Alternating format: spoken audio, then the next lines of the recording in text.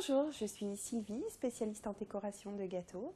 Aujourd'hui, je vais vous apprendre à réaliser un sac à main 3 dimensions à partir d'un gâteau rond. Pour réaliser ce gâteau sac à main 3 dimensions, il vous faut donc un gâteau rond, un couteau, un plat pour poser votre gâteau, un paquet de pâte à sucre noire, un paquet de pâte à sucre blanche. Vous pouvez bien entendu modifier les couleurs et utiliser les couleurs qui vous conviennent. Il vous faudra également de la pâte à tartiner, une maryse, une petite spatule, des perles en sucre et cet outil-là qui s'appelle un embosseur qui est totalement facultatif. Pour procéder au montage du sac à main, nous avons préalablement découpé la tête de notre gâteau afin qu'il n'ait plus le bombé de cuisson et nous allons le couper en 2 parties égales. Si vous ne coupez pas tout à fait au milieu, ce n'est pas très grave, nous allons pouvoir retoucher. Pour cette étape, nous allons réunir les 2 parties et nous allons les coller entre elles avec de la pâte à tartiner.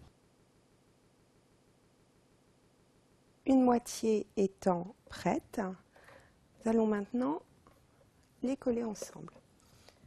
Vous voyez, je m'aligne sur la base du gâteau, sur les bords du gâteau. Après m'être alignée, voyez, je n'ai pas coupé droit. Je retouche donc ma découpe en me basant sur la découpe la plus courte. Il suffit juste de suivre la ligne du gâteau. La découpe est faite. Il suffit juste de positionner notre gâteau sur la tranche. Voici notre futur sac à main. Pour faire adhérer la pâte à sucre, on enduit ce futur sac de pâte à tartiner. Je vous conseille de mettre un petit peu de pâte à tartiner sur le plat pour ne pas que le gâteau se déplace si vous avez besoin de le transporter. Nous allons procéder à l'étalage de pâte à sucre. On ne peut pas l'étaler de suite en sortie de paquet, il faut d'abord la malaxer pour qu'elle devienne beaucoup plus malléable et qu'elle s'étale ainsi très facilement. La pâte à sucre est bonne, nous commençons par sucrer le plan de travail. Dans un premier temps, on ne cherche pas à l'étaler. On veut quand même essayer de faire un rond.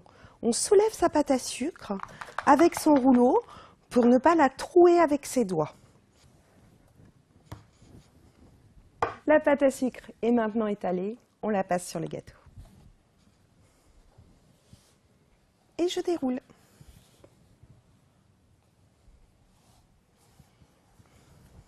Le gâteau recouvert, les angles arrangés, du plat de la main, je lisse et je coupe le surplus.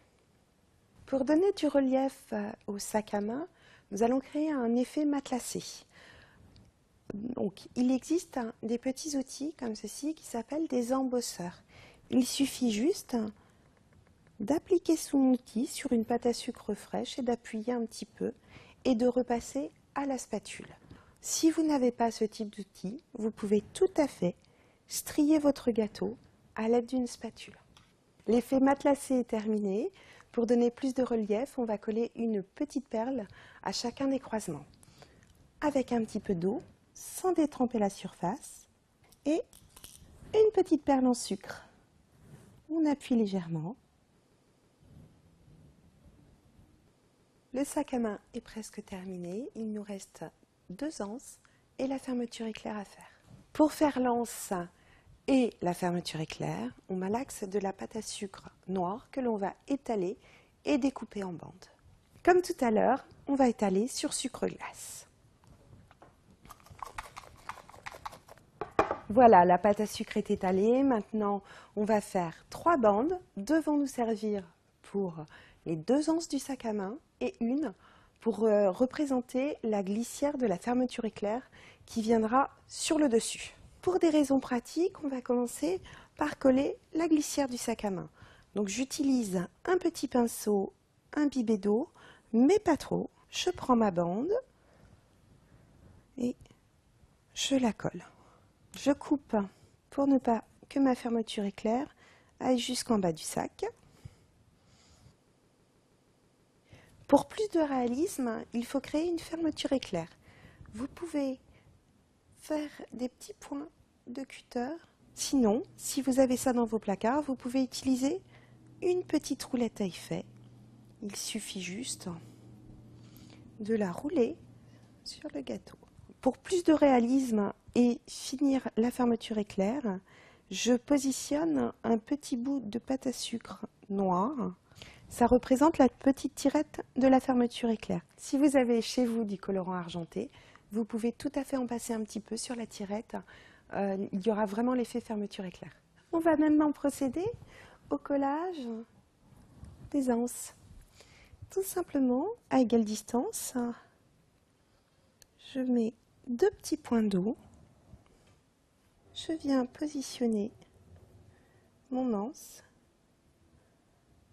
en la plissant un petit peu.